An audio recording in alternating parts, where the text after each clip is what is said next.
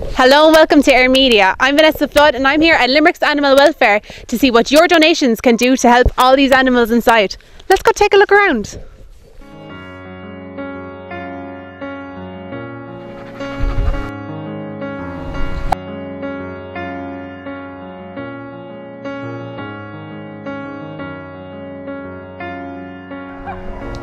Okay, Chris, thank you so much for talking to me today.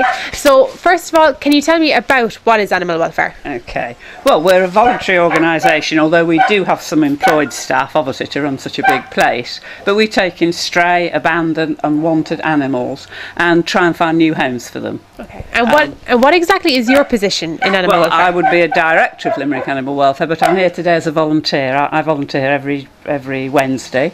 And I also do all the sort of publicity material and school visits. How much is money and donations, how much would it go when giving it to animal welfare? Does it go far? Would it supply the animals with food and shelter? And how important is it? Very important. And obviously we're struggling a little bit at the moment with the downturn in the economy. But our running costs are about 40,000 a month. Which sounds astronomical, but when you think of staff salaries, all the food, upkeep of the place, fencing and so on, huge veterinary bills, it soon mounts up. So our costs certainly are over 1,000 a day. And do you struggle a lot, or is there income coming in? Well, our income is mainly from fundraising activities and donations. We would have people who would do standing orders, people who would run fundraising events for us, and obviously we do fundraising events ourselves. Church gate collections, sponsored swims, pub quizzes, really anything that you can think of that a charity could do to make money, we do. But we're always sort of struggling financially a little bit. And do a lot of people come in and volunteer, or do they kind of just donate money and leave? Are you struggling for volunteers? Yeah, well, it would be everything really. We would rely heavily on volunteers. I mean, as I said, we have some paid staff, but not enough to run this place. I mean, we've often as many as 200 animals at any one time, and obviously the staff have to have time off and holidays and things, so we would rely a lot on volunteers. And we do have a lot, but it can be a little bit haphazard. We don't know when they're coming always. So one day we could have loads and another day none. But the fun, as you were asking me about the funding and people donating stuff, well, a lot of people would donate food, toys for the animals, money. And we've also 3 shops in Limerick City, 3 charity shops, and people would donate stuff for us to sell in those. And what would be the best thing you can donate? Would it be food or just give money? Well, I suppose money really. We tend to feed the dogs on one particular brand of food, so that we can't keep changing their food, else it would upset their stomachs. So we do tend to buy in the food. The cats, we do have quite a lot of donated cat food, but certainly it's sort of money that is the basic need, I think. But we would take anything. Food, all donations are welcome. Anything of any description. Now, I was walking around a while ago and there is a lot of dogs. How much dogs can this animal welfare hold? Well, at the moment today we've got 55, counted them up this morning, including some puppies that are in the cat unit because there's no room for them here. I mean, they shouldn't be there, but we're overflowing. We often have more than that. Often we've got 70 plus dogs. So we are a little bit down at the moment, but ideally there shouldn't really be more than 2 dogs in any of the pens behind us here. But often we've more than that in, especially small dogs. We could have 4 in a pen. And so we're struggling for space. I was looking around there and there's a lot of greyhounds. Yes. Huge amount. Yes. I don't think we've ever had as many greyhounds as we've got at the moment, but there's a big problem with unwanted greyhounds in Ireland. If they don't win a race, or they're no good at coursing, or they become too old or injured. I'm not saying that all owners don't behave responsibly, but an awful lot of them are dumped. And we would get a lot that are found straying in probably appalling condition, And, you know, we do have a policy of not putting anything to sleep unless it's absolutely necessary. And they're very, very hard to home as pets. Yeah. And actually they make very good pets. Yeah, because I was just going down and petting them. They're very, very friendly dogs. And they're all, they love the attention. Yeah, they're the easiest to manage here. You can bring them out to the pens without the leads and they'll walk beside you. And they're very laid back. They like a couple of short walks a day, and then the rest of the time they'd be lolling on a settee, you know. But they're not popular as pets in Ireland, and we home very few here. A lot go to the States or to England, mostly to other rescue places. And they're very popular in America. Really? The Greyhounds are very popular, very popular pets. The adopting system, how would you adopt an animal from here? Okay, well, I suppose an awful lot of people would look on our website first, and they might come here with an idea of a dog that they want. So we would, tell them about the dog. They'd perhaps take it a walk. If they've got another dog, it's an idea to bring that and walk the two. And then we sort of have a rather long list of questions that we ask them. We're very fussy about where they go. So we want to know how they're going to look after them. Is the dog going to be allowed in the house, which we would very much hope that it was. We're not keen on dogs just being left outside. We wouldn't agree with them being tied up. We'd hope that they wouldn't be left alone all day, every day. And they must have an enclosed garden. And we actually do a home, well, it's more of a garden check.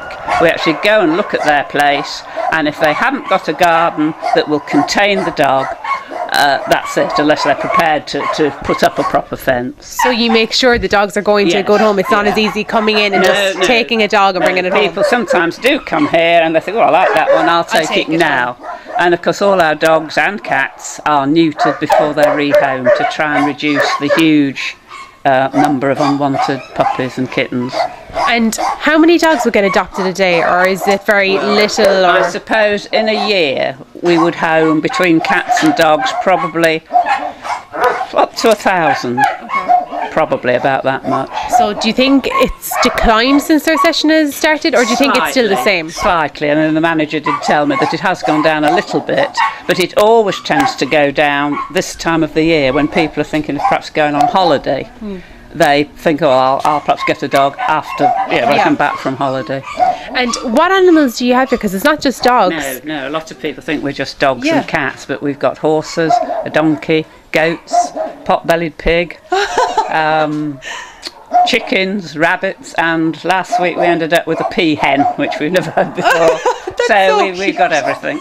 Oh, and we would take anything, assuming we could. That's really good. So anyone that's looking for any type of animal, you most likely have it. Most of the big animals, like the horses, do tend to stay here. Again, there's a big problem with unwanted horses as well at the moment over the last few years. And has there any been severe cases when you've been here? Yes. Well, we had a horse, actually there's a picture of it on the board there, and you'll see him later on, Martin, who was found on a very, a rough piece of ground near Limerick City with a lot of other horses. And we'd had lots of complaints about him because people phoning up and saying we ought to be doing something, because he was in such a bad state. But we can't just go in a field and remove a horse or a dog. Depends, if the land is privately owned, we have to get a guard and a vet to come with us at the same time. The vet has to say that the animal is being neglected and needs to be removed, and then the guard will most likely give us permission. But we can't just go on a bit of land and remove an animal. But Martin was found in an appalling state on a piece of waste ground, just full of rubbish and old baths and you can see the difference. Well, he looks even better than that now. Really? He's been here about 2 years now, at least 2 years. Wow.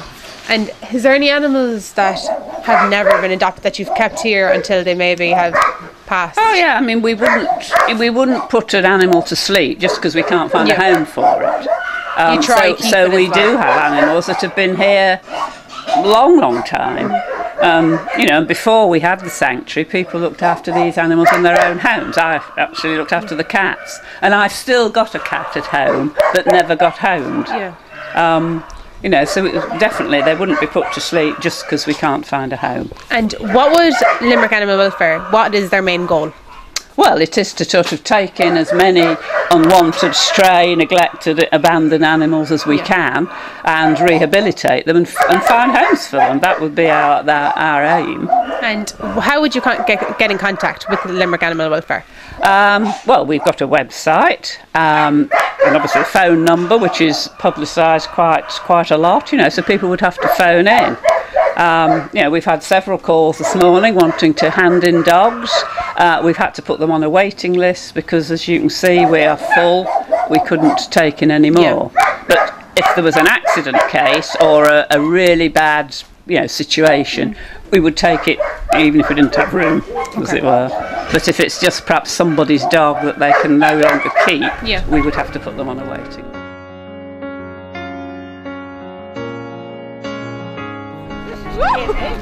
There's a real devil. Jimmy's hungry. Hi, Jimmy. He was found somewhere up in the forestry with a rope round his neck, so he obviously was somebody's goat that had been tethered. This one behind me is Mabel. It's one of the first goats we had, so she would be quite elderly. And this is her kid Valentine, because it was born on Valentine's Day. The little pony. This pony here at the back is Dustin. Yeah, Dustin. He's a Falabella pony, and he came to Limerick with a circus a few years ago, and he was stolen from the circus. And the circus went back to Italy, and it was quite a while later before the guards found him. So that's why he's here. So he was a part of a circus act. Where did this little fella come from? The pig, that is Colleen. Now we did have another one, that's a pot-bellied pig. We had another one called Wayne, and you can guess why we call them Wayne and Colleen, I'm sure. They came to us as tiny little piglets, about as big as a Jack Russell pig. And they're now about 4. And sadly, about probably 3 months ago, Wayne died. They sleep in the shed behind me, and one morning when the girls went in, Wayne was dead. And so that's why she's in here, you know, with all these other animals to keep her company. So that's Colleen, pot-bellied pig. Right down here is where they keep all the bunny rabbits and the guinea pigs, and there's one little one over there, and there's about 3 or 4, and as soon as you come in, they're gone. You can't even see them, so I don't want to frighten them too much. And you can see the white one right under there. So I'll put it back. There's the other one there. Now they have, I know, in a good home already in here, but any support and any money given does so much here, and every donation goes a long way. So just help out these rabbits, they're so cute. How could you not help out?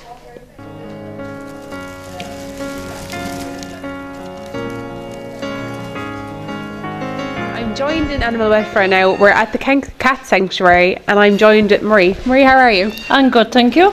Now, can you tell me about how many cats are held in this cat sort of sanctuary, would you call it?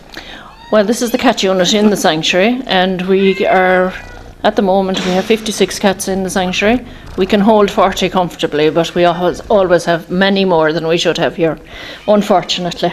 Now, would much people adopt cats? Yeah, quite a lot of people come for cats, but they don't realise what's entailed in getting a cat. So they think they can just come out and get a cat from us, but we don't do that. We vaccinate, worm, flea and neuter them before they leave here. Okay. Otherwise, we're just putting them back to have more kittens which are unwanted. There are many people that adopt a stray cat, but they don't neuter them, unfortunately. And that means they're going to have more kittens, and those kittens will end up with us, or worse, they will be done away with at some stage. No. They won't survive, all of them won't survive. Yeah. No, it's not just younger cats, it's all older cats as well, but there is a lot of kittens around. So would the kittens kind of be sold more? Then would it be adopted more than the older ones? Would people kind of go for the small kittens rather than the bigger cats? Okay, at this time of the year it's kitten season, so there's loads of kittens around. Normally in the winter time, say from October on, it's mostly adult cats you'll see here. So it just depends on what people want. Some people want kittens, loads of people want kittens, but then other people would want the adult cats because they're much easier. They don't pull at things, they don't pull down your curtains. So the adult cats are a lot easier obviously in the home, but all cats are very clean animals. They're very easy to look after and they're relatively cheap to look after as well. And how vital is donations for this cat sanctuary? Well, of course, everything depends on donations, and we have to get donations. When we're adopting out these cats, we look for an adoption fee of €80 for them. They cost a lot more than that to neuter, vaccinate, worm and flea, and of course the basic day-to-day feeding of them as well. And do a lot of people give donations here? Yes, people do give donations, both in Sanctuary here, in our 2 shops in Limerick City, and also online. Siobhan, you're a volunteer here. Yeah. How long have you been volunteering? So I work with Dell, and I'm only with Dell 9 months. So since I started, we've been out here twice. So we came here again in November, and we walked the dogs for a day and helped out inside. Now, you're painting outside. Would you come how many times a week, or is it like once a month, as you were saying? We just came today to paint the cattery, so so just today. But we'd say we came a couple of months ago to do other things like walk the dogs, and we'll probably come again in the next few months and walk the dogs again. And how do you find this experience working here? Really rewarding. Like I would be a total animal lover, and I think, actually helping out in the sanctuary is much more rewarding than, and coming to see the animals and doing work, giving up your time is more important. And do you think working here you find out more information about the animals that you wouldn't have known if you haven't worked here? Yeah, definitely, because we talk with staff here, and you'd ask, well, what's this story behind this dog, and they tell you, how they ended up there, and you get more of an awareness. Yeah. And how many people are working here with you? So there's 12 of us here today. Okay. So it's services accounting team in Dell that are out here today. As well as the donations we get from the public and from fundraising events, we do get one big grant from the Department of Agriculture every year, usually at Christmas. And this last year we got 25,000, which went a good way to helping all the animals. Chris, thank you so much for having us at the Limerick Animal Welfare Sanctuary. That's a pleasure. I hope you've enjoyed your day and that you've got a good film. It was great to have you here. We did. Thank you so much again. Not at all. And remember, every donation that you give will go a long way for these animals. Thank you so much for tuning into Eiremedia. I'm Vanessa Flood, and thank you very much.